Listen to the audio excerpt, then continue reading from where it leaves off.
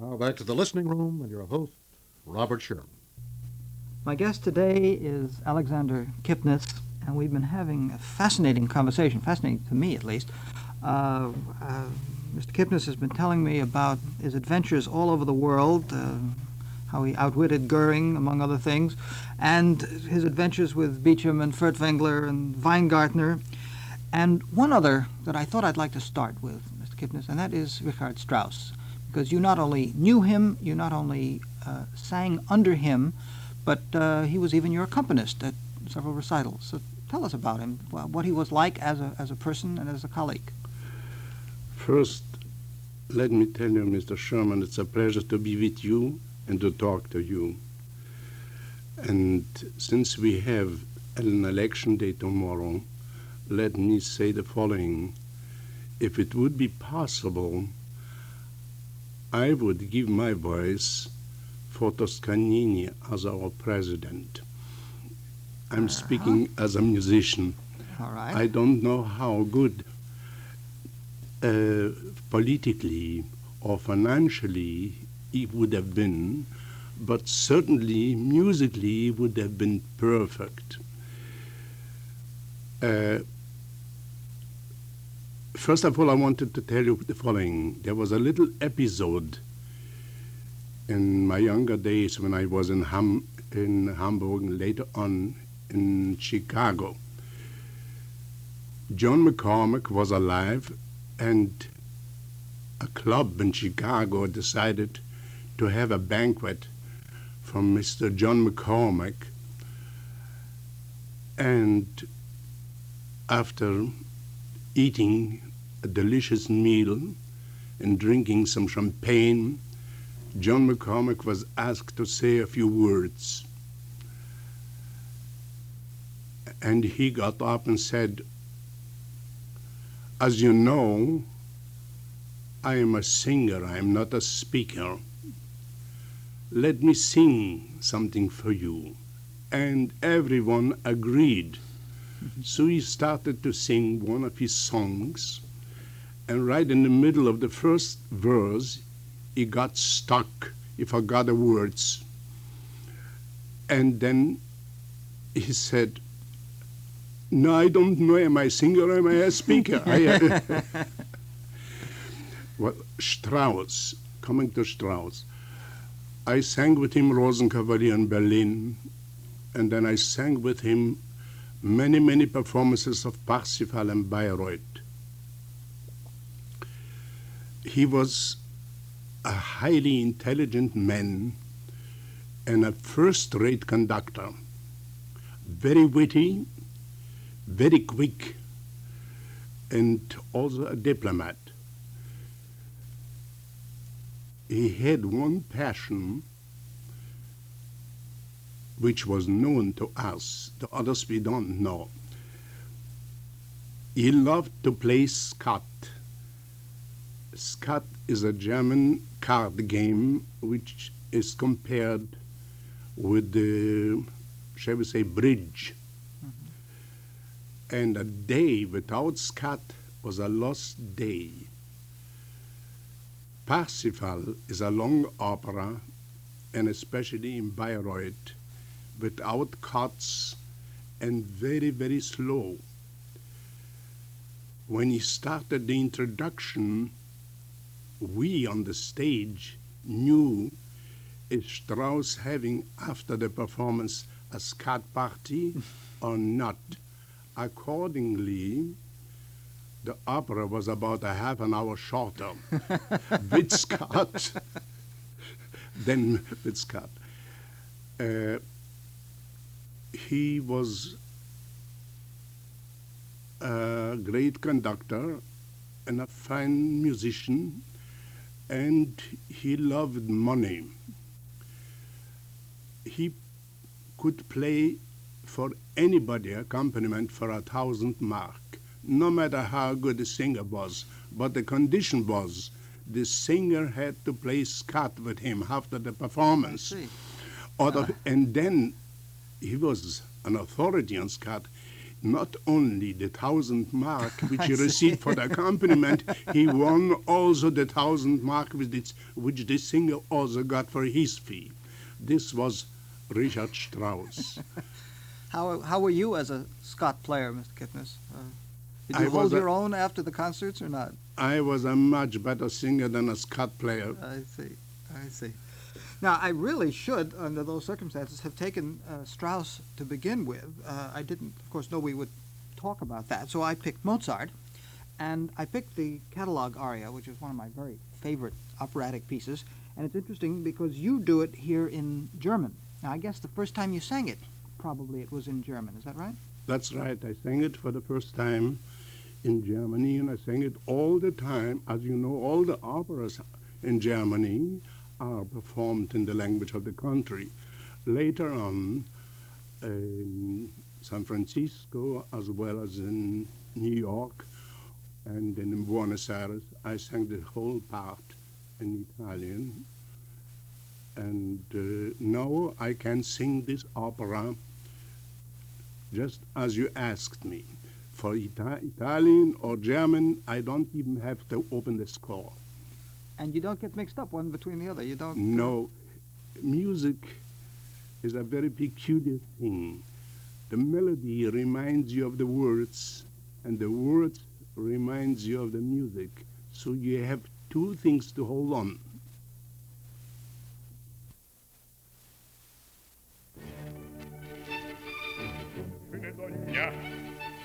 Genaue Register, es enthält seine Liebesaffären, der Verfasser des Werks bin ich selber. Wenn's gefällig, so gehen wir es durch. Wenn's gefällig, so gehen wir es durch.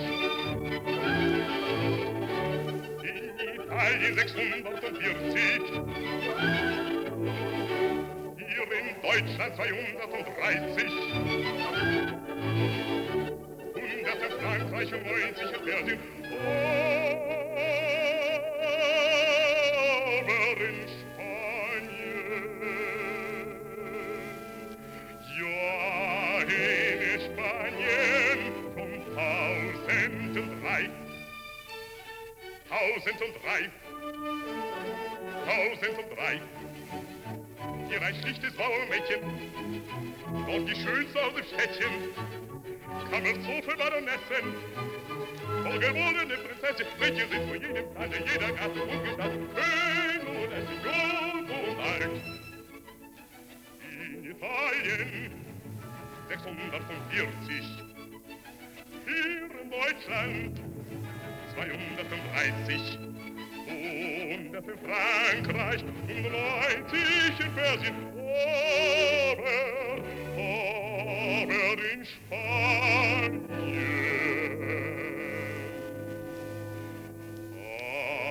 in Spanien schon 1003, 1003,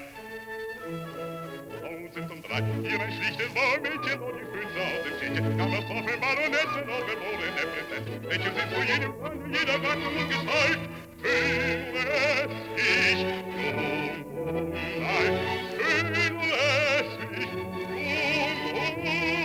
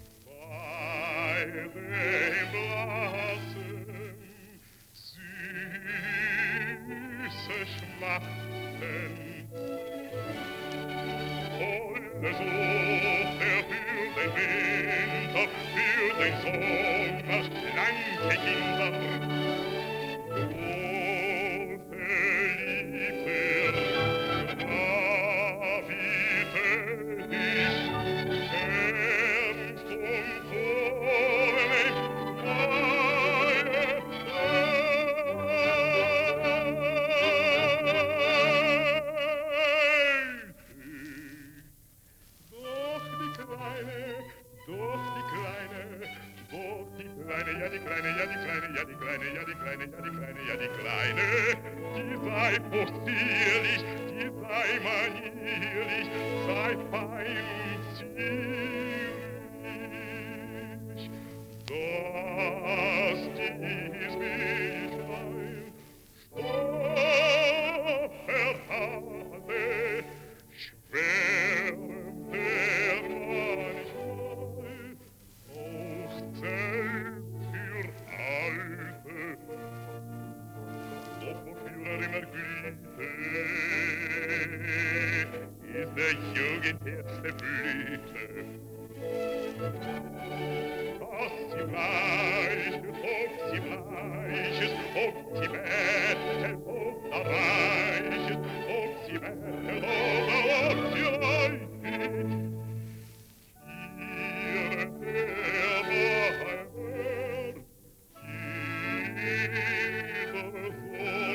ihre Sonne, nun, ihre ja, wie macht. Nun, wisst ja, wie es macht. Oh, was du doch all die Worte kennt ja selbst in ganz genau, kennt ja selbst in ganz genau. Ganz genau.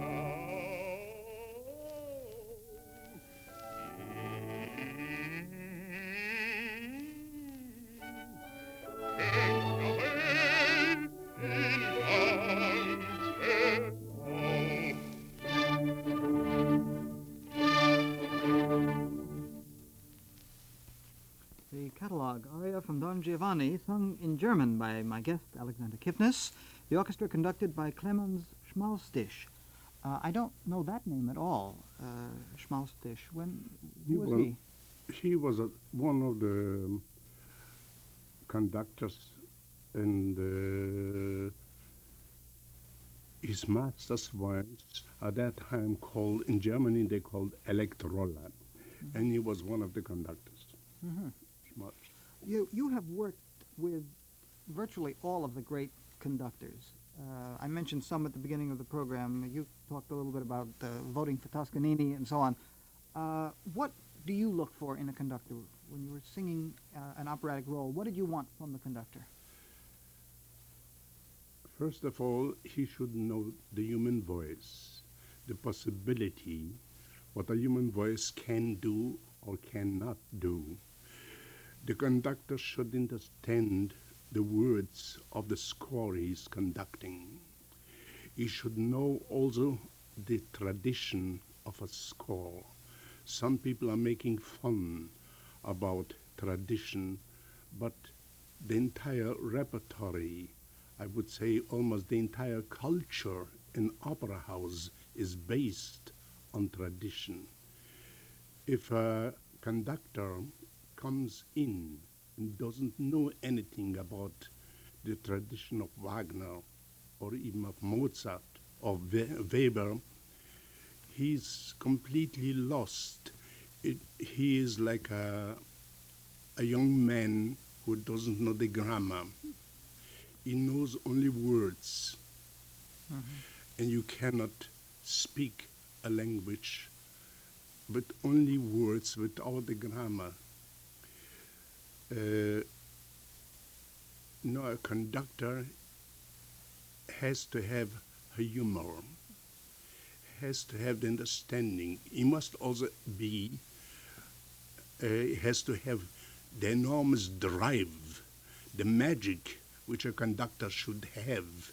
It is not enough that the conductor moves his arms up and down and twinkles with his eyes to you to say, now we begin. No, this is not enough. The conductor's work consists backstage, all the rehearsals, all the spirit of an opera comes from the conductor by preparing an opera. Now, you mentioned Toscanini before. We hear so many stories about Toscanini's temper, Toscanini browbeating the musicians, making instrumentalists play their parts and embarrassing them and doing all sorts of things of this sort. How did he treat singers? How did he treat you? Well, I personally was a friend of Toscanini. It started in Bayreuth. I never saw him. I never sang for him. I came in, there was assistant conductor, we started to rehearse Tristan. I sang the whole monologue, which lasts approximately 12 minutes. He didn't stop me for a second. When I finished, he took my hands and went down on the stage where Siegfried Wagner was and said to him in Italian, why are not all the singers singing and pronouncing your father's language and music the way this young man is doing? This is the way my friendship with Toscanini started. I sang with him there, Tannhäuser, the Meistersinger, Tristan, and in Salzburg I sang the Magic Flute, Verdi's Requiem, Missa Solemnis, and Fidelio. I sang all those operas and the Ninth Symphony too in New York, in Buenos Aires, in Salzburg, and in Bayreuth, and in Vienna. Now, Mr. Kipnis, you mentioned Magic Flute, which I'm very glad you did because that's what our next aria is from. And I understand that there was a bit of a contretemps you had with Toscanini about a low note. Can you tell us about that? No, Toscanini had a peculiar conception of the dialogue, although he did not speak the German language, but he knew the German words by heart. As you know, Mr. Sherman, there's a great deal of dialogue in the Magic Flute. And Toscanini insisted that we should modulate the dialogue to the tonation of the aria which follows up the dialogue. For instance, the aria in diesen heiligen Hallen is in E major. And he always, during the rehearsals, insisted, I shall modulate the dialogue when I finished to be in E major, so that the aria, the orchestra starts in the same tonation key as the dialogue. No, with Toscanini, I never had any argument. I remember one day we met him near the Astor Hotel.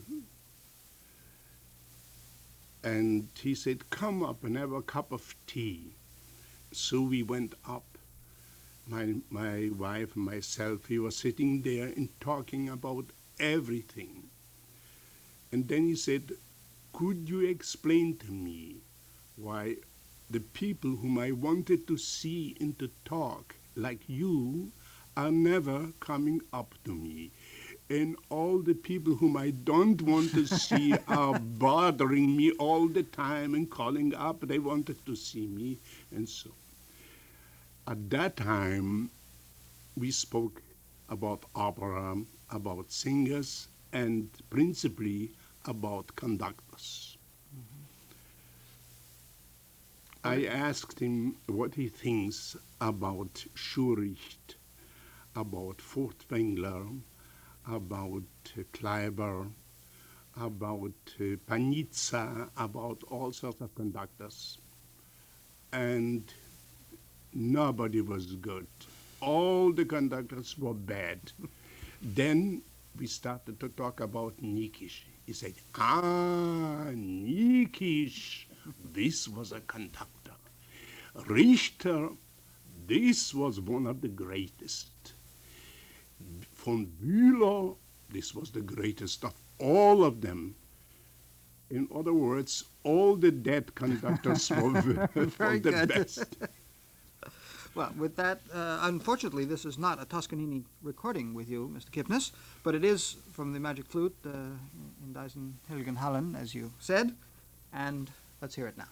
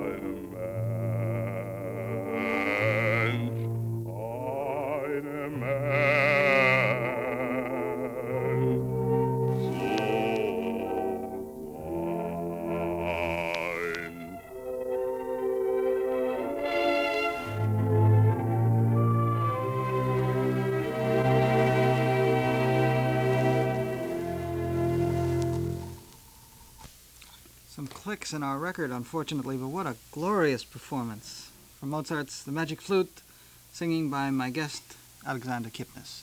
Mr. Kipnis, we have to take a station break and have a couple of announcements, then we'll be right back. This is the radio station of the New York Times, WQXR and WQXR-FM, New York. The following is a paid political announcement. This is a cry heard every 5 minutes in this city as someone is being raped, mugged, or robbed. I'm Jane Pickens Langley. I'm running for Congress because the crime rate in our 18th district is one of the highest in the country and still rising. During the 4 years Ed Koch has been in Congress, the problems in this city have only gotten worse. Where is the federal money we need for more foot patrolmen, for high-intensity lights, for treatment of drug addicts who cause over 50% of the crime in the streets? This district needs a change. I can work with the administration to get those federal funds. The president has already endorsed my drug program to combat addiction and crime. This district needs a full-time congresswoman. My opponent is really running for mayor and is more concerned with Forest Hills than with Tudor City or Yorkville or the Village. Vote for me on column A or C, and I'll get things done for this 18th district as surely as my name is Jane Pickens Langley. The preceding has been a paid political announcement by the Jane Pickens Langley for Congress Committee. Julius, Yes, Calpurnia? the Antonys are coming over to dinner tonight. Mark and Fulvia, back together again. Let's celebrate. On your way home from the Senate, stop by the Forum and pick up a couple of bottles of Verdicchio. Fazzi Battaglia Verdicchio. Since Caesar was in his salad days, Verdicchio has been the preferred wine on the elegant tables of Rome, and no Verdicchio has been more preferred than Fazzi Battaglia, the most popular Verdicchio in all of Italy. This superb dry white wine still comes from those ancient Ancona vineyards overlooking the Adriatic, perfect with fish, chicken, light meats, anything. Julie, pass the antipasto. Yes, dear. And pour some more Fazzi Battaglia. Mark, you're fantastic. 5 hours of straight oration in the Senate today. You must be very thirsty.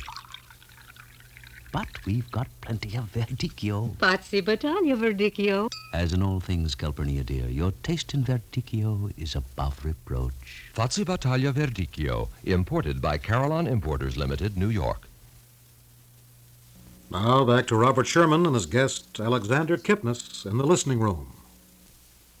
Mr. Kipnis, just last week, my guest was the basso Peter Lager, Swiss basso, who's singing in Rosenkavalier now, as a matter of fact, at the City Opera. And while I was talking with him, I mentioned that when I was growing up, one of my very first records was a 78 that had Earl Koenig on one side and Two Grenadiers on the other. I said I could not remember who the singer was at the time, but I knew that was a glorious record, and I had just played it until it just about fell apart. And we had a number of calls saying that the record was yours. It was by Alexander Kipnis. That was the pairing. They remembered it too. And I thought that I would like to play the Earl Koenig today, just to remember that. Did you have a special approach to songs as opposed to opera? Well, first of all, a little episode. When I was studying music, and then also in between singing, we had a choir, and I sang in the choir. And one day the choir master said to me, "Listen, you are wasting your time by studying music. Why don't you study singing?" So we started to work on singing. And in order to find out if our vocal cords are in perfect good conditions, we decided we are taking a song and trying to sing this song 3 times without accompaniment and still stay in tune. And the Earl King was one of the songs which I had to sing 3 times without accompaniment and stay in tune. But the approach to songs and to arias and operas are 2 different worlds. We choose the songs which we really love. In operas, we have to sing operas which the conductor has selected, not I. Very few operas are speaking to me, so to say. But all the songs which I am choosing for a program, I am the master, I am the conductor, I am the Toscanini, and consequently, I'm giving to them all my love. Besides this, opera is a very robust, shall we say, robust art. If I am too tender on the operatic stage, I am not very good. If I am too dramatic on the concert stage, I am also not very good. If I have a lyrical inclination, then I choose lyrical songs. And if I choose a dramatic song, it's because I feel the drama in me, but it's again my own choice. It's not the choice of a conductor. Well, Mr. Kipnis, you say that you cannot be too dramatic in a song, and yet in Erlkönig, you have to be, because the drama is so overpowering in that. I know, but also the music is also not only the words, but also the music talks to me. There are three characters. The child, which is a boy, and the king, of course, is a man, and the father is a man. Now we have to change all the different colors of them. The child's voice, the father's low voice, and the king, that threatening voice. It is a drama. But what a drama.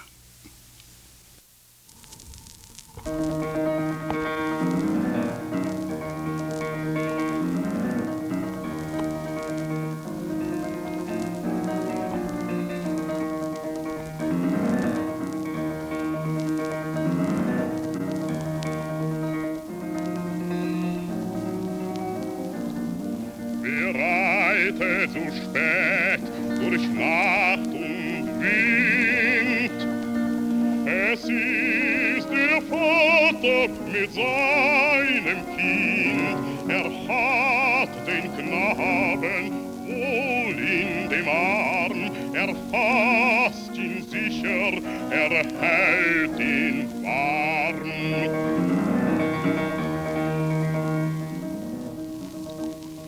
Mein Sohn, was birgst du so bang dein Gesicht? Siehst Vater, du den Erlkönig nicht, den Erlenkönig mit Kron und Schweif. Mein Sohn, es ist ein Nebelstreif.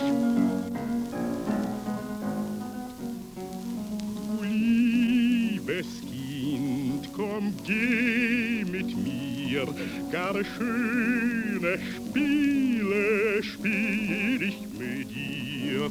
Manch bunte Blumen sind an dem Strand, meine Mutter hat manch gülden Gewand. Mein Vater, und hörest du nicht, was Erlenkönig mir leise verspricht? Sei ruhig, bleibe ruhig, mein Kind, in dürren Blättern säuselt der Wind.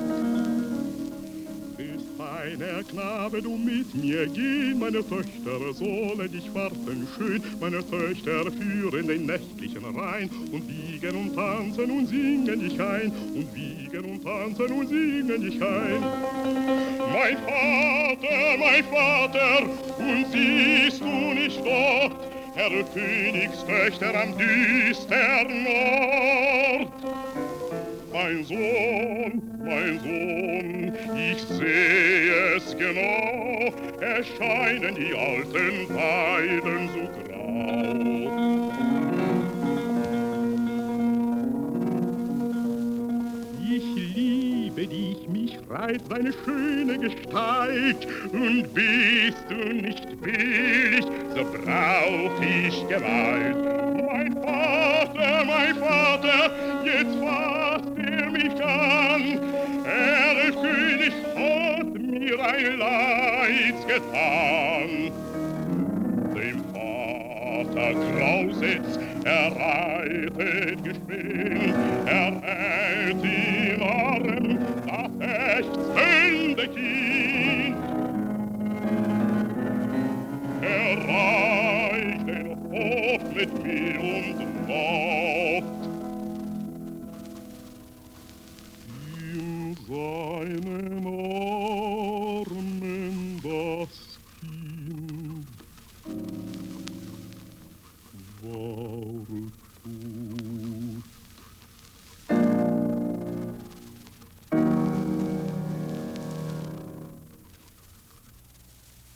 Now I know why I liked that record so much when I was growing up. It's incredible, the drama, the intensity, and the just musical magic of it.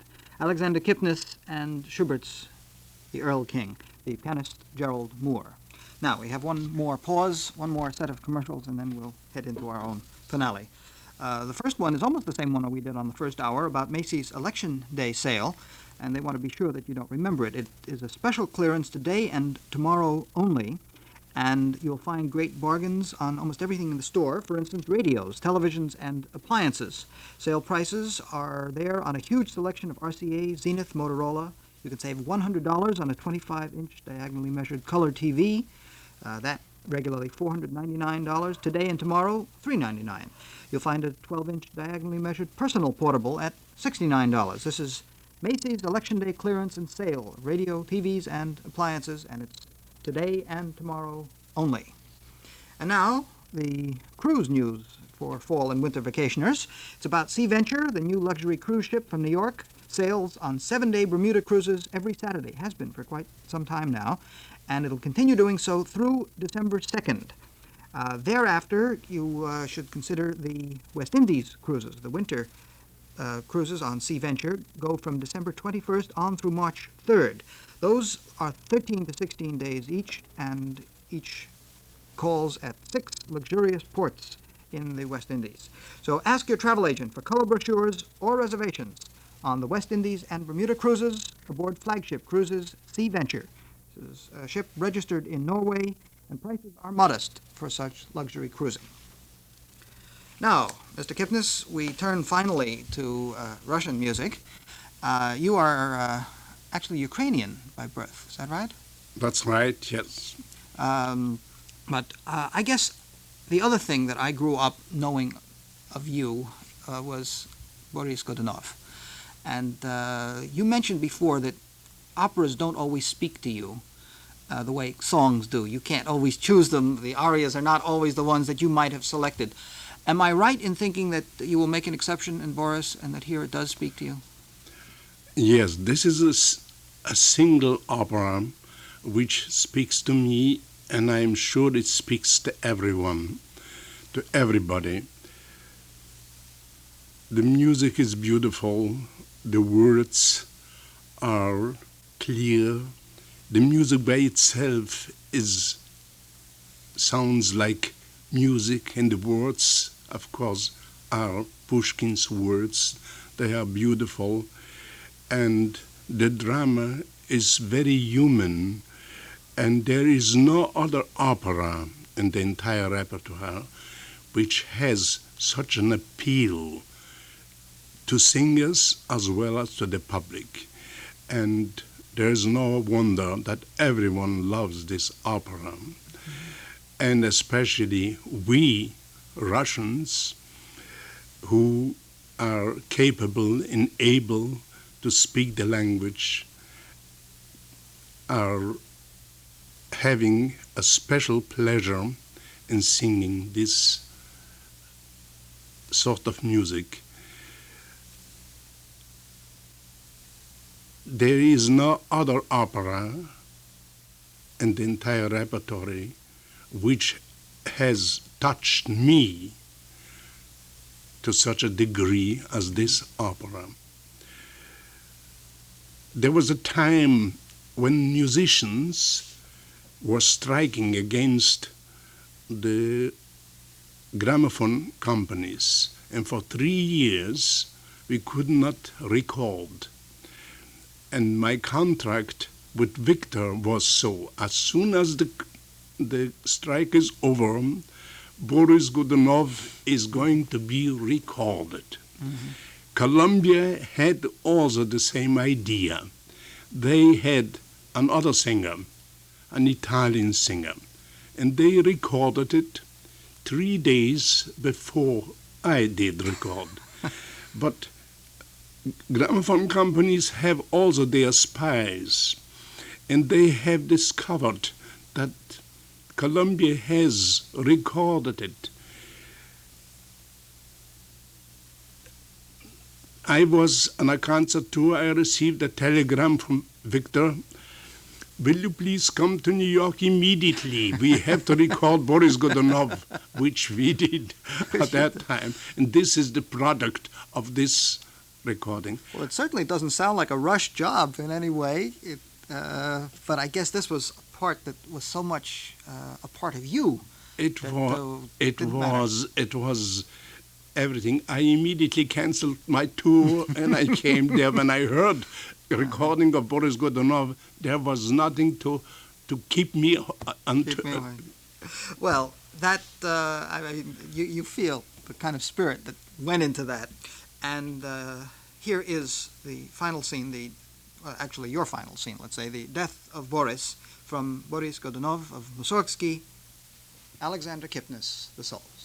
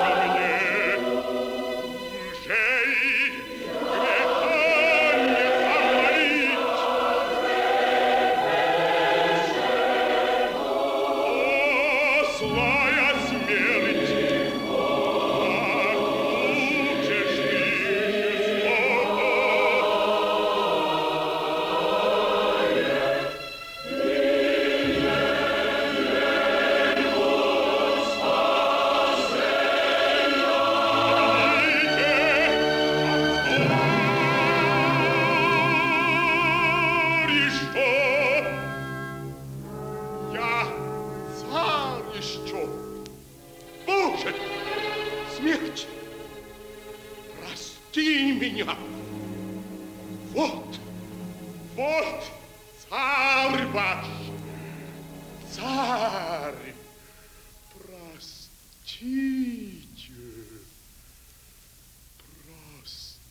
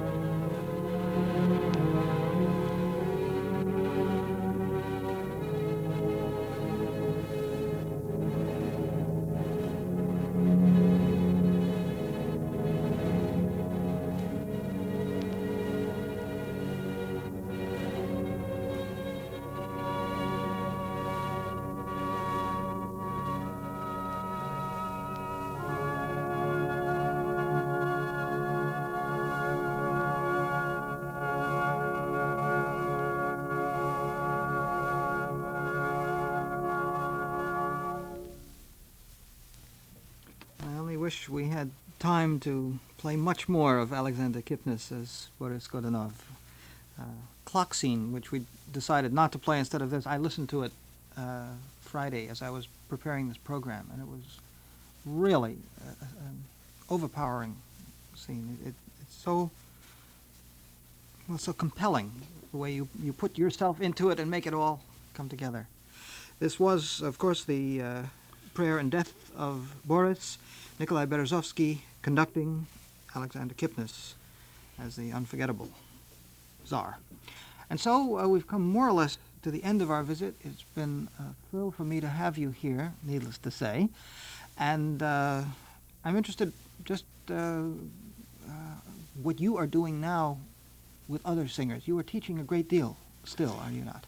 No, I'm not teaching a great deal. I decided to take it easy. We live in the country where it's very lovely and quiet and calm, and we are not afraid to walk at night. Mm-hmm. And we have a harmonious, beautiful home, and we have some very, very lovely, good friends. And I'm teaching a few students who come to me sometimes from New Jersey, from Pennsylvania, from New Haven. They come to me. But you're not at the Juilliard anymore then? Yes, I am. I resigned this year from Juilliard. I see. Because the trains, as you know, from Westport to New York are sometimes in time and sometimes late, and it is a very strain for me. It surely is. Yes, I resigned. The president of Juilliard asked me to remain there in another capacity, but I think it would be better for me to stay where I am. Well, we wish you tremendous happiness, and you have given us so much beauty in music, and I'm just really very, very happy you were able to come with us today and tell us about some of these marvelous things. The only thing that frustrates me is that all the things that we didn't get to talk about. I also hope that sometime when you feel like braving the trains again, that you'll come and join us once more on these broadcasts. Mr. Sherman, it was my pleasure, and I shall certainly try to come here again and to talk to you and to sing for you. Well, that will be our pleasure. And next time, bring your wife, because I've talked to her on the phone a number of times. She seems like a marvelously gracious and wonderful woman. I would love to meet her, too. So bring her next time.